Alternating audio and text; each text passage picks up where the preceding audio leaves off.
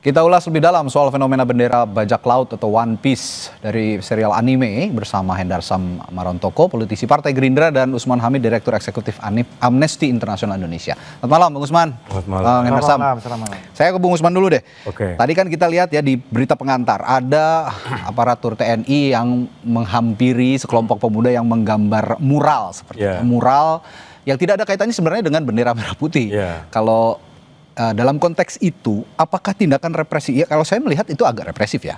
Apakah tindakan represif seperti itu ancaman sanksi punya ancaman sanksi pidana berdasarkan Undang-Undang 24 nomor tahun 2009 yang dianggap melanggar HAM katanya? Tidak ada. Itu bagian dari kebebasan berekspresi masyarakat. Menggambar di jalan, mural di tembok gitu ya. Sepanjang yang punya tembok nggak keberatan. Itu pun kalau yang punya tembok keberatan urusannya lain ya. Terus yang kedua kan, kalau itu dianggap melanggar hukum, pertanyaannya apakah personil TNI adalah aparat penegak hukum? Juga urusan yang lain lagi tuh. Kan seharusnya kan tentara benar-benar fokus melaksanakan kebijakan pertahanan negara. Nah, kalau memang itu dianggap pidana, pidananya apa? Nah, salah satu menteri mengatakan itu makar. Makar itu ada banyak pasalnya. Yang mana? Pasal 104 kah? Misalnya membunuh presiden, merampas kemerdekaan presiden, mencegah presiden untuk melaksanakan tugasnya. Atau pasal 1 misalnya 07 mengenai penggulingan pemerintahan yang sah misalnya. Atau pasal 108 misalnya mengenai pemberontakan gitu. Nah, ini yang mana? Kalau menurut saya satu pun dari pasal tidak ada yang berhubungan dengan tindakan pengibaran bendera One Piece itu. Jadi saya kira tindakan masyarakat dalam mengibarkan bendera One Piece itu anggaplah sebagai bagian dari cara mereka menyatakan pikiran, cara mereka menyatakan pendapat. Ini kan sebenarnya alegori. Alegoris itu sangat penting karena dia bisa menyederhanakan kompleksitas persoalan. Misalnya tadi supir-supir truk. Supir truk kalau disuruh menjelaskan kenapa mereka sampai ngantri 3 hari, dia bisa 2 jam jelasin itu kan. Tapi habis itu dia tunjukkan dengan satu alegori gitu kan. Dengan satu simbol yang mungkin dia tonton dari film itu. Dan penggunaan produk-produk pop culture kayak misalnya bendera, atau misalnya istilah-istilah kayak Konoha. Atau dulu zaman 98 saya itu pakai poster film Saving Private Ryan.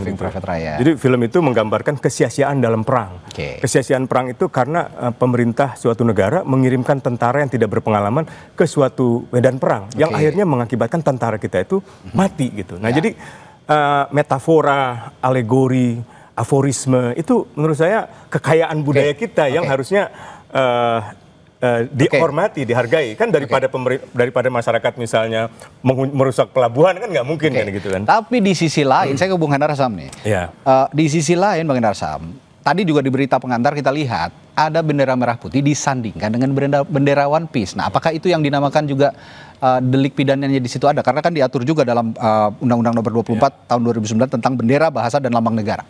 Ya, jadi memang kan saking sakralnya bendera negara ini sampai harus dibuatkan satu undang-undang tertentu.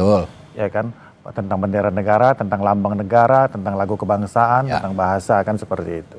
Jadi saya rasa ini, saya konteksnya sama seperti yang disampaikan oleh tadi Mensesnek, bahwa kenapa gerakan ini terjadi, pemerintahan Pak Prabowo ini sangat terbuka sekali dengan segala macam kritik. Ya, Mas Usman mungkin juga sudah sama-sama tahu di pemerintahan Pak Prabowo ya, yang kalau kita lihat dengan sebelumnya, apakah orang yang bersuara vokal ini sampai ada banyak ditangkap-tangkapin ya. Saya oposisi 2019 ratusan bahkan ribuan mungkin, dengan beliau juga mungkin kita yang memberikan itu sangat jauh ya untuk dari sisi ininya. Cuman maksud saya kan ada 2 hal yang harus kita lihat, bahwa satu ya kan, gerakan ini sebagai ekspresi sosial dan politik dan juga kreativitas kita terbuka, sangat terbuka dengan hal tersebut. Tapi satu ya kan, jangan kita mendowngrade bendera merah putih ini disandingkan dengan anime One Piece ini.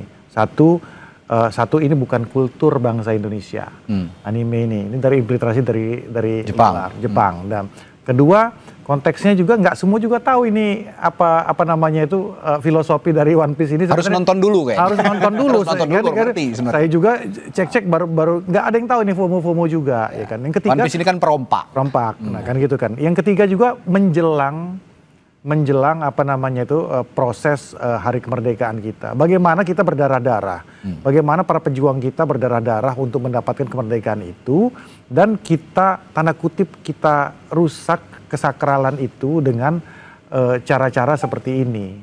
Sebenarnya kalau momennya itu dilakukan tidak, ya kan, tidak menyandingkan dengan bendera merah putih, tidak dalam countdown menuju 17 Agustus di tahun ini, mungkin nggak akan sebesar ini, nggak akan seseram ini. Jadi yang ujungnya yang kita lihat ujungnya memang politiknya agak sedikit kental di sini, karena bicara masalah momentum. Jadi ini aktivis tulen ini, ya kan? Saya aktivis, beliau pun tahu ini kan pasti ada aroma politis yang ingin untuk Tapi sampai sekarang juga belum tahu yang berada di balik ini siapa. Tahu juga ini kan kayaknya civil society aja, gerakan spontan aja gitu loh. Percetakan. Dan itu menumbuhkan ekonomi baru. Nah, balik lagi. Kan kalau kita lihat ini kan dari teman-teman odol tadi kan. Harusnya kan konteksnya konteks odol aja dong gitu loh. Tapi kan ketika itu melebar ke mana-mana, jadi ada gerakan antras terhadap pemerintah. Kan gitu kan. Dan ini yang menjadi paradoks buat saya ya, bahwa bagaimana kita bisa melihat situasi kritis ini benar-benar kritis seperti itu apa enggak? Bagaimana 30 tahun Reza Khalid menguasai Pertamina, ya kan? Bagaimana mafia pupuk selama ini tidak pernah tersentuh, ya kan? Bagaimana petani ketika panen, ya kan, tidak bisa menikmati hasil. Ya mungkin itu reaksi dari hal-hal seperti itu kan dari masyarakat. Iya kan, ya gambarannya kan harusnya bukan pada saat ini, harusnya pada saat One Piece itu hadir pada saat Prabowo belum memerintah kan gitu kan harusnya kan. Begini. Kan jadi paradoks kan. Begini, tapi kan? Ini ada narasi juga tadi kita saksikan juga di berita pengantar dari Mensesnek Prasetyo Hadi bahwa ini dikhawatirkan memecah belah bangsa. Tapi kalau menurut Bung Usman ada nggak unsur memecah belah bangsa itu, atau jangan-jangan ini ya karena itu masalahnya tadi karena lambang negara aja. Kalau di luar itu misalnya soal mural di tengah jalan itu tidak ada masalah. Bayangkan kalau anime One Piece itu adalah lambang dari sebuah negara. Katakanlah negara Amerika Serikat misalnya gitu ya kan. Lalu masyarakat mengibarkan benderanya sambil merobek bendera merah putih. Atau melakukan tindakan lain yang merendahkan martabat bendera merah putih. Itu mungkin bisa kena undang-undang tentang lambang negara, tentang bendera. Banyak negara, sebagian negara memang melarang itu. Sebagian lagi membebaskan sepanjang itu tidak misalnya menyerang orang, merusak properti gitu kan. Nah, tapi dalam kasus yang sekarang, kalaupun ia disandingkan dengan bendera, tergantung niatnya. Misalnya tadi mau dimasukin ke pasal makar ya. Pasal makar itu kan bukan hanya ada niat, tapi ada permulaan perbuatan. Nah, permulaan perbuatannya mana nih? Kalau pasal 104 arahnya ke pembatasan kemerdekaan presiden, pembunuhan presiden. Kalau pasal 108 menggulingkan pemerintahan yang sah dengan senjata loh, dengan kekerasan loh makar itu. Apakah ada senjatanya? Apa ada kekerasan? Rasanya nggak ada. Apalagi tadi yang diberikan kesempatan untuk bersaksi supir truk. Nah, mungkin pada saat supir truk itu diberitakan, saran saya misalnya Menteri Perhubungan gitu ya, atau menteri-menteri terkait itu merespon segera. Sehingga antrian di pelabuhan itu tidak begitu lama. Saya pernah ngerasain itu 2023 nggak salah, saya ke Bali itu naik bawa mobil sendiri, ngetes umur ya. Dan ternyata masih bisa, tapi antrinya cukup panjang itu. Nah, hal-hal semacam ini yang mungkin saya kira pemerintah kan juga berkepentingan untuk memastikan seluruh jalur logistik itu efisien, gitu kan, tidak ada pungli gitu kan. Kan malu loh supir truk sampai mengatakan kami tidak tapi pekerjaan, gini, Bung Usman, kami jangan dipalak ibaratnya gitu. Bagaimana dengan apa yang dikatakan Bung Hardasam tadi soal kesakralan momen sakral ketika hendak merayakan kemerdekaan Republik Indonesia? Apakah ini juga tidak ada kaitannya dengan tindak pidana mencederai lambang negara? Nah, itu misalnya gini. Kita kan baru berasumsi nih. 17 Agustusnya belum tiba, perbuatannya belum ada. Katakanlah ini adalah tanggal 17 Agustus. Tiba-tiba ada masyarakat yang mengibarkan bendera merah putih di atasnya, di bawahnya bendera anime One Piece. Lalu masyarakat mengatakan, ya Tuhan, terima kasih atas kemerdekaan politik negara kami. Para pendiri bangsa, terima kasih atas jasa para pahlawan itu. Namun setelah kami refleksikan selama 80 tahun, kami merasa kemerdekaan itu masih jauh. Tadi kan Pak Supir Truk mengatakan keadilan sosial belum tercapai. Sila kelima ya. Kalau ia ungkapkan dalam kehusyuan semacam itu, dalam kekhidmatan semacam itu, dan kebetulan dia mungkin kelahiran tahun 2000-an atau anak Gen Z gitu, caranya adalah melampiaskan dengan alegori sebuah film gitu. Susah kan kita mengatakan itu ada unsur kejahatan gitu. Tapi dengan analogi supir truk seperti itu, hanya seorang supir truk memiliki analogi seperti itu, punya intelektualitas yang sebagus itu, menurut saya sangat-sangat hebat mereka. Hebat loh. Iya, jadi itu kan kehebatan dan kecerdasan seseorang dalam menjelaskan suatu masalah bukan pada caranya yang rumit, apa pada diksi atau istilah yang berat-berat gitu. Tapi kemampuannya menyederhanakan itu dalam sebuah metafora, sebuah alegori. Lihat aja kitab-kitab suci, isinya kan metafora, alegori, aforisme, sufi-sufi seperti Jalaluddin Rumi itu menggunakan ilustrasi-ilustrasi yang tidak langsung dengan bahasa lain, dengan kata lain, dengan menggunakan sastra sebenarnya itu. Tapi ini ada yang unik nih. Saya tanyakan ke Bung Hendra Sam nih ya. Tim riset kami punya punya informasi bahwa ternyata bendera One Piece ini pernah dipakai atau pernah disinggung oleh Wakil Presiden Gibran Rakabuming Raka. Apa pendapatnya? Tapi dijawab dulu. Setelah jeda di Sapa Indonesia Malam, tetaplah bersama kami. Sebelum kita lanjutkan perbincangan, saya baca dulu berita yang satu ini. Pemerintah Kota Surabaya tidak melarang warganya untuk mengibarkan bendera One Piece di perkampungan. Namun Wali Kota Surabaya Eri Cahyadi mengimbau warganya untuk menghormati momen peringatan Hari Ulang Tahun Republik Indonesia dengan mengibarkan bendera merah putih. Dari data Badan Kesatuan Bangsa dan Politik Bangpol Kota Surabaya, terdapat 6 titik lokasi pengibaran bendera hingga grafiti di perkampungan berlambang One Piece. Namun bendera dan gambar One Piece itu telah diturunkan dan dihapus oleh aparat. Menanggapi hal itu, Wali Kota Surabaya Eri Cahyadi bilang tidak ada larangan pasti warga untuk mengibarkan bendera kartun anime One Piece. Tetapi Eri memohon kepada warga Surabaya untuk tidak mengibarkan bendera lain selain bendera merah putih, khususnya di bulan kemerdekaan ini untuk menghargai perjuangan para pejuang dan tidak mengurangi makna dari kemerdekaan Republik Indonesia. Pada warga Surabaya, gak ono larangannya memang. Apakah mau benderanya Naruto sampai kayak no bendera animenya One Piece sampai pasang, ada aturan larangannya? Gak ada. Tapi jangan kurangi makna kemerdekaan kita. Perjuangan dari para pejuang kita adalah untuk memberikan persatuan, memberikan kesatuan, memberikan rasa kebahagiaan kepada yang lainnya dengan perjuangan kebersamaan yang dituangkan dalam gotong royong seperti dasar-dasar dan nilai-nilai Pancasila. Saudara, sementara itu Gubernur Jawa Timur Hovifah Indar Parawansa juga menanggapi soal polemik pengibaran bendera One Piece jelang Hari Kemerdekaan ke-80 Republik Indonesia. Menurutnya sebaiknya masyarakat menghormati bulan kemerdekaan dengan hanya mengibarkan bendera merah putih. Hovifah menyatakan bahwa merah putih harga mati untuk masyarakat diminta agar menghormati bulan kemerdekaan dengan hanya mengibarkan bendera merah putih sepanjang bulan Agustus. Hovifah juga mengaku telah memberikan atau membagi-bagikan bendera merah putih langsung ke masyarakat Jawa Timur. Merah putih harga mati, jadi tolong hormati, ini kita pada bulan kemerdekaan, jadi yang kita kibarkan adalah bendera merah putih, itu ya kawan-kawan. Artinya di Jawa Timur imbauan untuk memasang bendera merah putih? Surat edarnya sudah, saya kemana-mana sudah membagi itu bendera merah putih kemana-mana. Ya, apa yang dilakukan atau dinyatakan oleh Pak Eri Cahyadi, Wali Kota Surabaya dan Gubernur Jawa Timur Hovifah sebenarnya senafas dengan apa yang kita bicarakan hari ini. Kan sepanjang itu tidak disandingkan dengan bendera merah putih, tidak masalah gitu. Jadi apa yang Anda dorong kira-kira ke depannya untuk fenomena One Piece ini? Ya itu tadi aja, sebenarnya masalah momentum aja. Jadi karena gerakan masyarakat itu ada yang genuine, ada juga yang tidak hidup di ruang kosong. Memang kan seperti itu kan.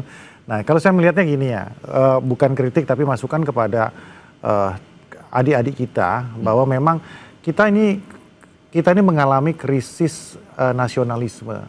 Bagaimana tendensi anak-anak muda kita ini lebih senang mentertawakan bangsanya sendiri dan negaranya sendiri.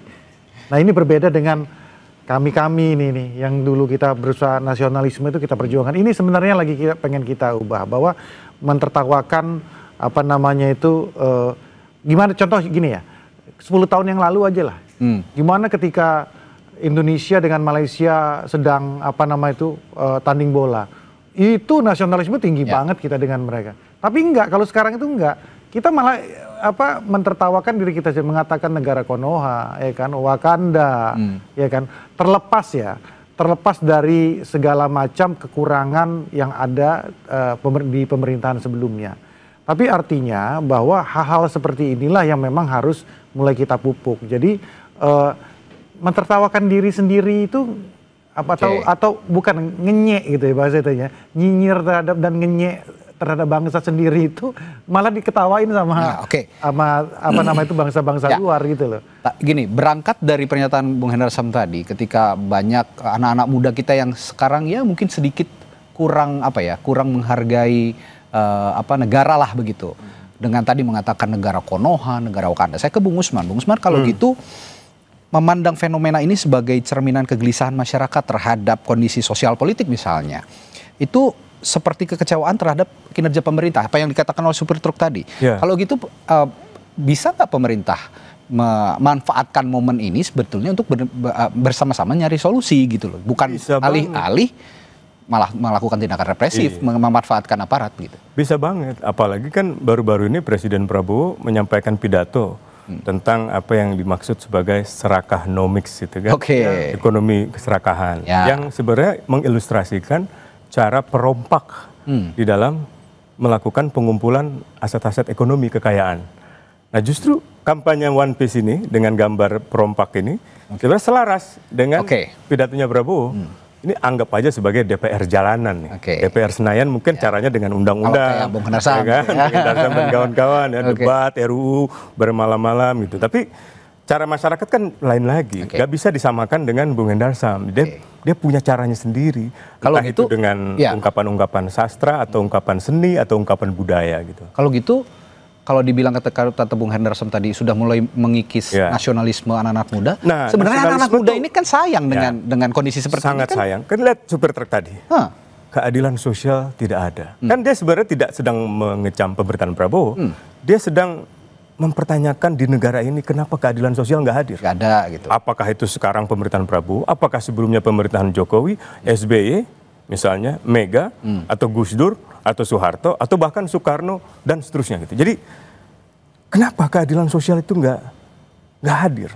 Kan kecintaan pada bangsa ini nggak bisa direduksi pada nasionalisme dalam pengertian persatuan saja, seperti yang tadi diutarakan gitu. Jangan sampai pecah belah, kita harus bersatu. Kan seolah-olah kebangsaan itu hanya pada sila ketiga. Padahal sila ke-1 tentang ketuhanan yang Maha Esa, kemanusiaan yang adil dan beradab, yang ke-4 kerakyatan, yang kelima keadilan sosial. Itu kan ada 4 sila lainnya yang sebenarnya juga disuarakan oleh masyarakat. Nah kita bertahun-tahun diindoktrinasi seolah-olah segalanya itu ada pada persatuan dan kesatuan. Bahkan Undang-Undang Dasar kan biasanya kita menyebut Undang-Undang Dasar Republik Indonesia. Mau dikatakan NKRI, Undang-Undang Dasar Negara Kesatuan Republik Indonesia. Ini ada alasannya nih. Yaitu datang dari filosofi ideologi kekeluargaan, ideologi familial yang menganggap negara dengan masyarakat itu seolah-olah keluarga. Orang tuanya adalah negara, rakyatnya adalah anak. Karena itu mereka tidak percaya anak itu boleh melawan orang tua. Padahal ini bukan orang tua dan anak.